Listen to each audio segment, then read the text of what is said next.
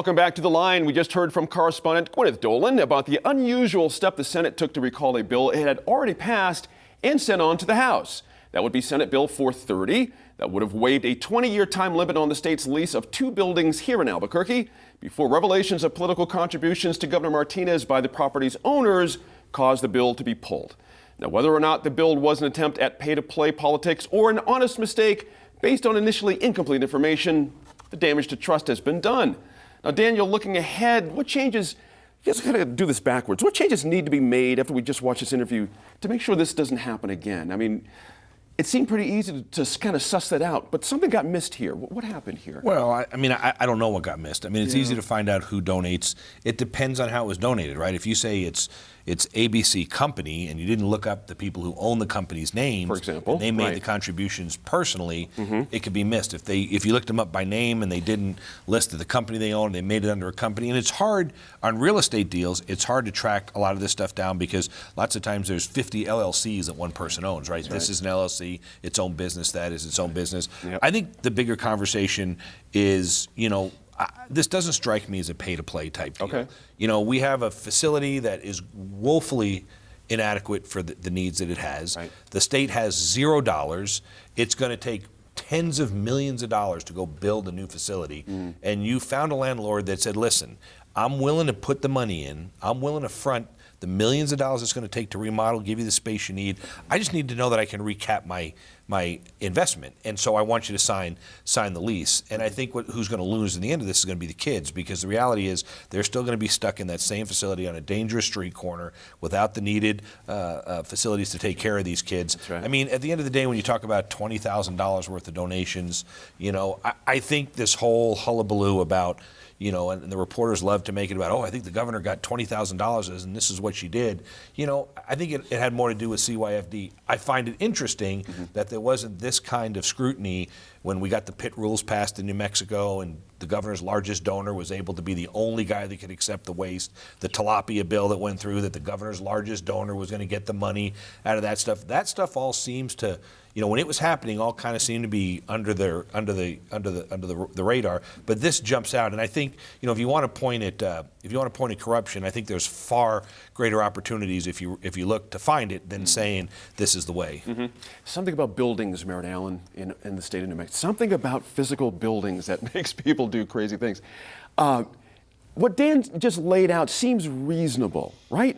We need these facilities. We need something to happen here. What went wrong? Is it just the appearances, or? Well, I think the Senate has finally heard back from some of its constituents how New Mexicans feel about ethics and ethics reform. I think the only reason we're getting an ethics bill possibly passed this session is because of some outrage on the part of New Mexican citizens, even if it's somewhat toothless in its amended state. So I do feel that in some ways it's a knee-jerk reaction because the Senate feels very vulnerable and exposed with regard to managing ethics. But again, this is kind of small potatoes, and certainly it's surprising to me because exceptions to procurement rules get put in legislation all the time, even for sitting legislators to get contracts to themselves. That's happened in Silver City, and the person's elected and still sitting. It's public, it's been reported on, and it doesn't seem to matter. So was it more of a problem of the how versus the what? Is that the problem here? How it was done versus the actual goal? I think the fact that they didn't answer the question honestly. Yeah. The fact that they said, was there any or correctly? Correctly. I think you're right. I think had someone said, they gave money to the PAC, they gave money to this thing, but here's the merits of the story. Right. I think it wouldn't have given people the teeth to latch on to. And also against the context of relationships between the administration and the Senate right now. Right. I mean, when you think can it get any more tense? No, it can't. So, but I think beyond that, if I may, we're having a national conversation, and have really since late December, about ethics, about pay to play, about elected officials taking personal benefit from their offices, and that's all thanks to President Trump. And so it's not just a conversation that's happening about our elected officials here in New Mexico. There's also this heightened awareness, and we're seeing repercussions in terms of cabinet level positions on the national scale.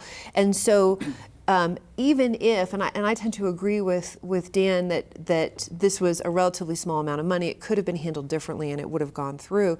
Even with that context, my sense is that our senators and our representatives are just very aware of the damage that could be done to their careers, the damage that could be done in terms of their ability to keep their offices if they aren't more careful. Now, will this pass and will we see business as usual? We'll see what happens with the ethics legislation. I certainly wish that it was stronger, but I'm not going to let the perfect be the enemy of the good enough. Is that the expression? Something Close like enough, that. as they say. Yeah. Marcia, the Representative Steve, Yeah. I'm sorry, Senator go. Steve Neville.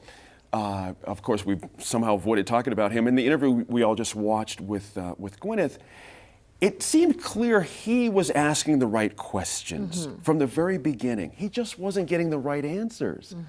There's something hinky in the system here that back to Dan's point, that you can look up certain things very easily in this world. So again, your point of view on this, I'm curious where you're coming down on this. You know, I think that at the end of the day, the senator didn't feel comfortable. Yeah. And if the sponsor of a bill has gotten to a place where they're saying something might not be right, so I'm going to pull it, that's very telling. And again, we're looking at a senator from the governor's own party. So that's twice in 1 week, I think. But even though that it is easy to look up different donations and different businesses and names, if you're not used to the current system that we have, the current website, the interface, it's tricky. For somebody who's never been on there, I mean, half of it says you need a login ID, and the other half says if you're looking for a public record, and it's just like, wait, am I looking for public record? I don't know.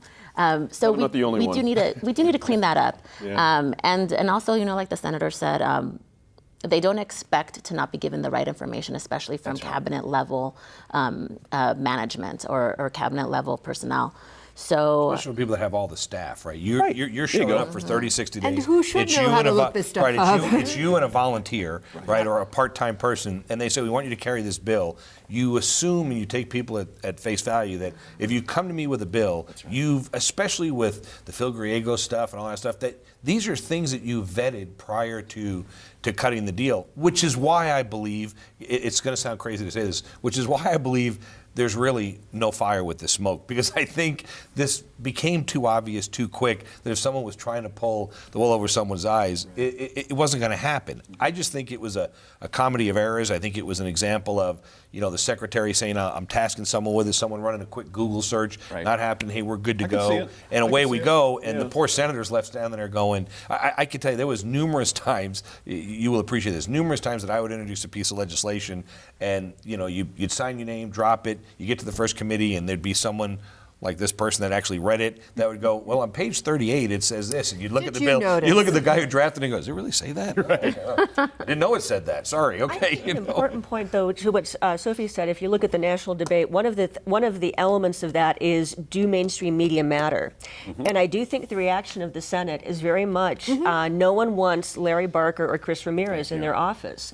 So I think it points very much to the relevance of media in this state, and that is perhaps a bright spot. I think I'm glad you Gwyneth picked up on that. I think Gwyneth Dolan is climbing up on that list as well too. No one wants Gwyneth Dolan How does she showing up. come in? and Why just, is she coming to talk to me? and one last thing that I wanted to add in regards to being the functionality of being able to check campaign finance donations. I'm really excited that Secretary Maggie Toulouse-Oliver is there, because I know that one of the very top priorities for her is to ensure that public actually has an ability to use this in a proper, easy way, so that you don't have to actually contract with someone to look up something that's public information. And on this situation, Marcia, is it just better to err on the side of caution? Is that where we are now? Pick up on Merritt's point. We have not quite chastened, but we have a body now that's aware that the public's looking for something here. Was that the idea here? Just be better safe than sorry. And, You know, I think that should be the approach for everything. I mean, seeing after what's happened, I mean, we have, we had a cabinet secretary that was arrested. We have a senator that had to step down during the middle of a session.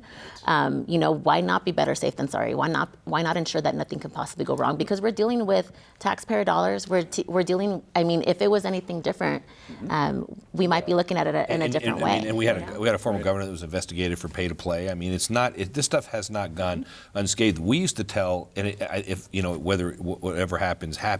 When I was in leadership and we'd meet with all the freshmen, combined Republicans and Democrats, we would constantly repeat to them in the House, no matter what bill you drop, no matter what you say, no matter what you do, before you do any of it, just think, would you like your mom and dad to read on the front page of the Journal? There you go. Clearly, that's gone unheeded by a lot of folks over the years, including myself. But it's gone unheeded by a lot of people over the years, and that's just the way to look at it. Look, if I introduce this bill, if I can go home, my rule was always, if I introduce this bill, can I explain it in 10 seconds or less? Right. If I can't, it's probably not for me. Is this also indicative, Sophie, of what happens when you have short money, right? There's always, the state has needs. The state has clearly needs with CYFD. Yeah. But we don't have enough money to just write checks and build buildings and Right. I mean, all this stuff. I think part of what was interesting for me, and one of the things that sort of caught me off guard with the bill, I don't know how many other people felt this, is that I remember hearing CYFD really can't use this building anymore. We need to find something else. Right. And then the next we hear about the building is that the governor has stepped in and Monique Jacobson have stepped in to try and ensure that we stay in the building. And at first, the story played in this kind of like, wait, doesn't CYFD want to get out of there? Why are we pushing to stay in? Now there's more information, it's a little bit clearer.